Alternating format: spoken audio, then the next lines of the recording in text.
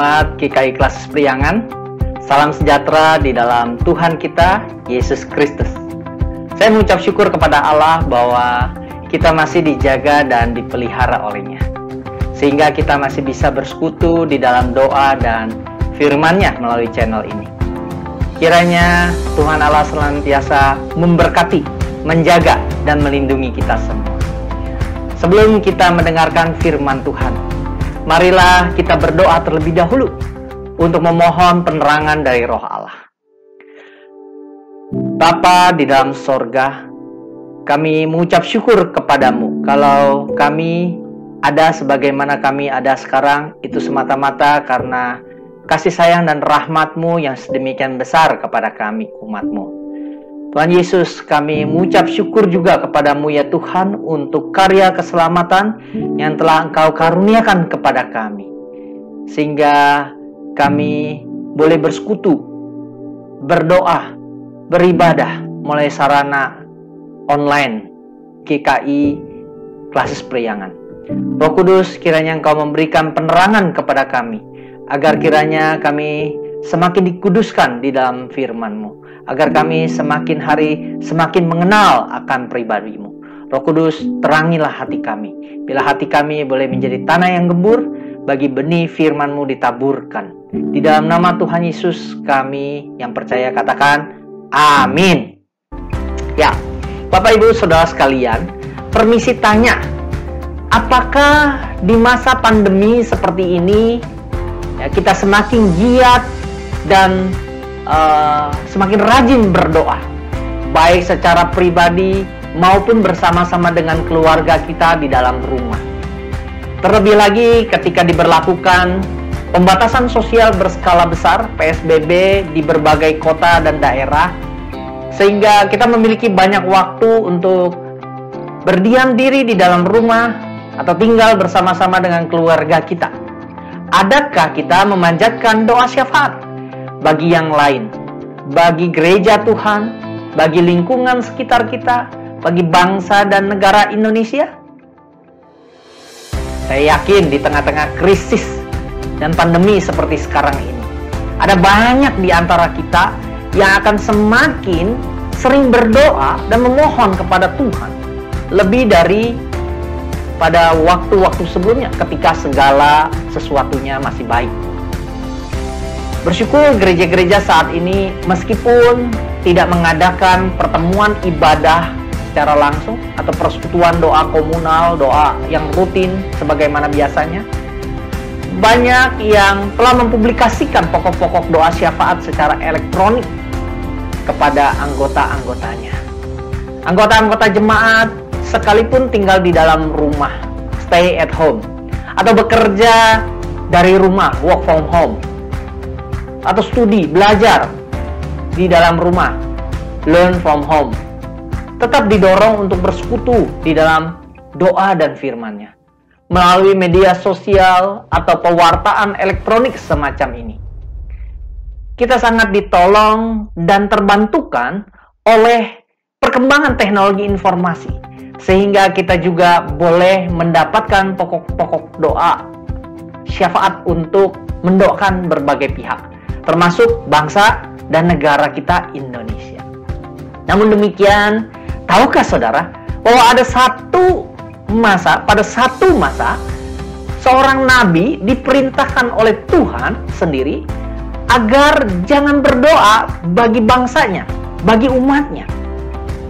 Mungkinkah Tuhan yang maha pengasih lagi maha penyayang menyuruh seorang nabi yang dipanggilnya, yang menjadi penyambung lidahnya untuk jangan berdoa bagi umatnya? Kok bisa ya? Tuhan Allah menginstruksikan, memerintahkan seorang yang dipanggilnya sendiri untuk jangan berdoa syafaat bagi umat pilihannya. Nah, tahukah saudara siapakah nabi itu? Ia disebut juga nabi yang meratap, saudara, karena melalui Roh Allah ia telah menuliskan kitab ratapan. Ya, dialah Nabi Yeremia. Mari kita membuka beberapa ayat, membaca beberapa ayat dari kitab Yeremia sebagai berikut. Yeremia pasal yang ke-7 ayat 16. Yeremia 7 ayat 16. Tetapi engkau janganlah berdoa untuk bangsa ini.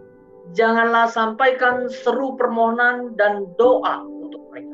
Dan janganlah desak aku, sebab aku tidak akan mendengarkan. Pasal 11 ayat 14. Yeremia 11 ayat 14. Adapun engkau, janganlah engkau berdoa untuk bangsa ini. Dan janganlah naikkan permohonan dan doa untuk mereka.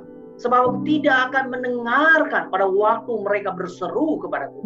Karena malah petaka. Yeremia 14 ayat yang ke-11. Tuhan berfirman kepadaku, janganlah engkau berdoa untuk bangsa ini. Saudara, kita memperhatikan ayat-ayat ini. Ayat yang dituliskan oleh Yeremia karena inspirasi dari Roh Allah, ya, karena pewahyuan dari Allah sendiri, maka Tuhan menyuruh Nabi Yeremia untuk jangan berdoa bagi bangsa Yehuda, ya, umat yang ada di selatan. Setelah umat Israel, kerajaan utara dibuang oleh Asyur, dihancurkan dan dikalahkan, kini Yeremia dipanggil oleh Tuhan untuk melayani bangsa yang ada di dalam kerajaan selatan, ya, yaitu bangsa Yehuda dan penduduk Yerusalem. Nah, Yeremia disuruh oleh Tuhan untuk tidak berdoa bagi bangsa Yehuda, penduduk Yerusalem. Kenapa, saudara? Karena mereka, kalau kita perhatikan di dalam konteks, ya, ayat-ayat yang saya cantumkan di sini, misalnya di pasal 7 di situ, ayat 16 hingga ayat yang ke-20, ya, itu bicara tentang, ya, melawan penyembahan ratu sorga, saudara.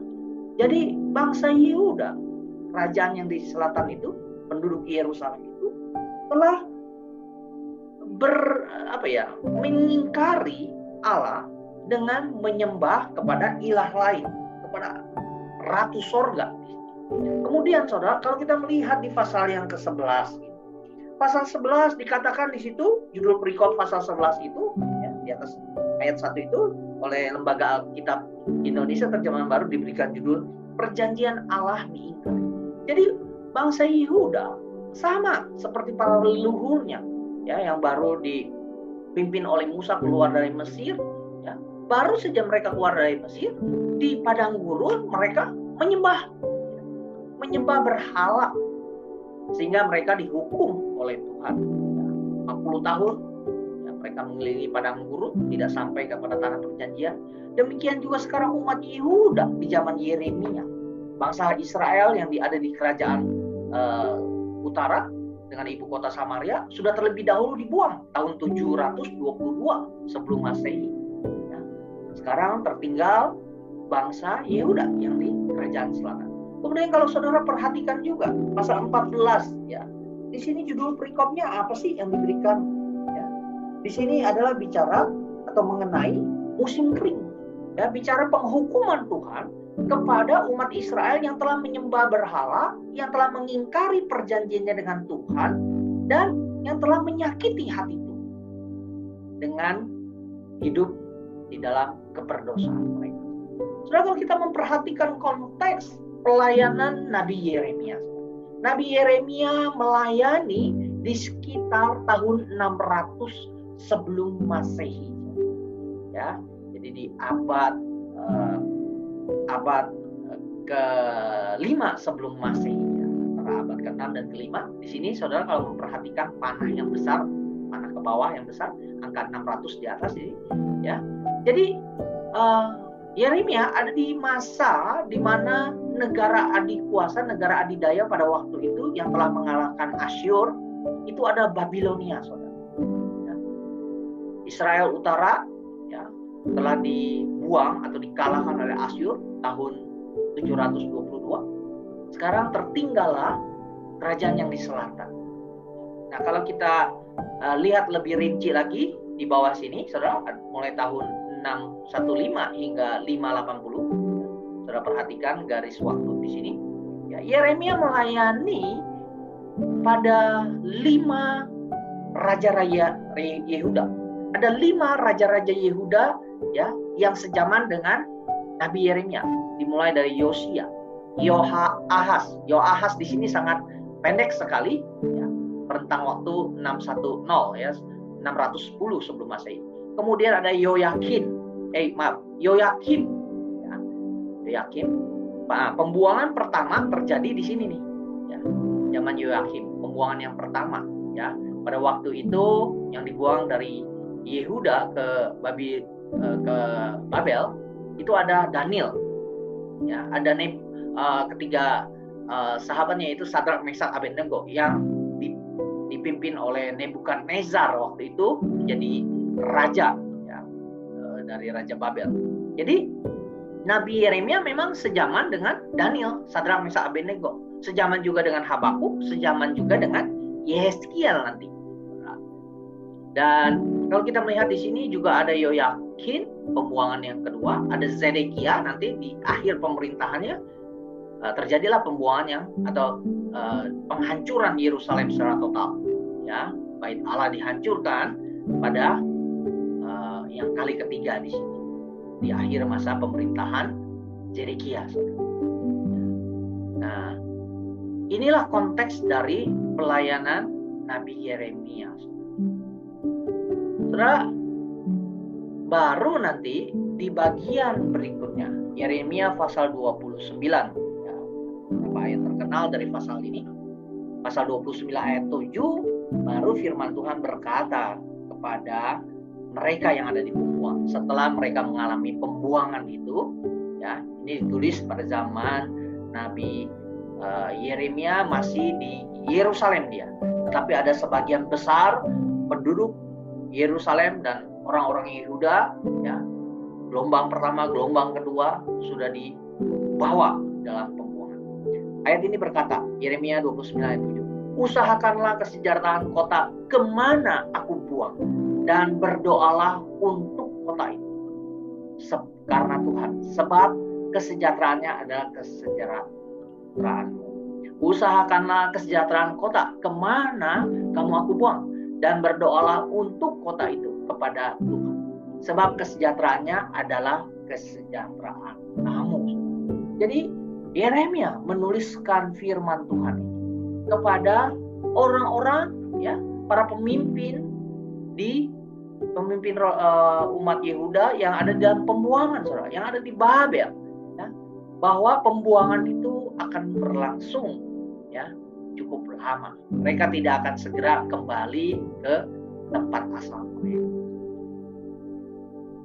Kemudian Rasul Paulus berkata juga, ya, ini di Perjanjian Baru, senada dengan Nabi Yeremia yang menuliskan surat kepada orang-orang yang di dalam pembuangan, Rasul Paulus menuliskan ini kepada Timotius dan jemaat yang dipimpinnya. Ya. Pertama-tama aku menasehatkan, naikkanlah permohonan, doa syafaat, dan ucapan syukur untuk semua orang, untuk raja-raja, dan untuk semua pembesar, agar kita dapat hidup tenang dan tentram dalam segala kesalehan dan bohong. Jadi saudara, ada satu masa memang Tuhan, ya, melarang Nabi Yeremia untuk tidak berdoa karena penghukuman Tuhan itu telah dijatuhkan, ya, sudah ditetapkan oleh Tuhan sendiri bagi penduduk Yehuda yang akan dibuang, penduduk Yerusalem yang akan dibuang, kota-kota Yehuda akan diserang oleh Babilonia. Tetapi ketika mereka sudah di dalam pembuangan, ketika mereka sudah mengalami penghukuman itu, ya, Yeremia, ya, memerintahkan mereka berdoalah untuk kota itu, kota musuh mereka, kota di mana mereka dibuang, bukan kota Yerusalem yang dimaksud di sini. Ya. Nah, hal yang senada disampaikan juga oleh Paulus kepada Timotius, ya, di mana Timotius waktu itu melayani di kota Efesus, ya, ada di Asia Kecil. Pertama-tama aku menasehatkan, naikkanlah permohonan, doa syafaat, dan ucapan syukur untuk semua orang, untuk raja-raja, yaitu para pemimpin politik, untuk semua pembesarnya, ya, agar kita dapat hidup tenang dan tentram dalam segala kesalehan dan kehormatan. Jadi adalah baik bagi kita. Kita juga berdoa bagi Kabinet Indonesia Maju yang dipimpin oleh Presiden kita Joko Widodo beserta wakil dan para menterinya, Agar apa, saudara? Agar kita juga dapat hidup tenang dan tentram di dalam segala kesalehan dan penghormatan. Jadi, ya, inilah masa bagi kita juga berdoa. Tapi berdoa saja belum cukup. Nanti saya akan jelaskan di bagian akhir. Nah, saudara, kita tahu bahwa di dalam perjanjian baru ada satu tokoh besar, figur besar, junjungan kita yang ya, pada zaman dia hidup, ya, pada masa dia hidup, murid-muridnya mengenali dia seperti Yeremia juga, atau salah seorang dari para nabi. Ya. Kisahnya itu dicatat di dalam Matius 16 ayat 13 hingga ayat yang 14. Setelah Yesus tiba di daerah Kaisarea Filipi, dia bertanya kepada murid-muridnya, kata orang, siapakah anak manusia itu? Anak manusia di sini, ini yang dimaksud adalah diri Yesus Kristus. Saudara, istilah anak manusia ini bukanlah anak manusia biasa.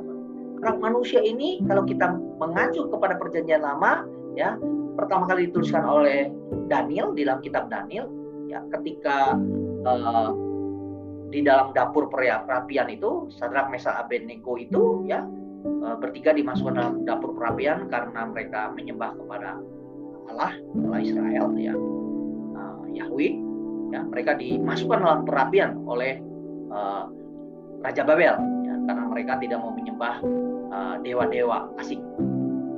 Nah, ketika mereka di dalam dapur perapian itu terlihat seperti ada 4 orang, seperti ada anak manusia, ada orang yang lain. Nah, istilah anak manusia, ya, ini adalah sesuatu yang ilahi, saudara.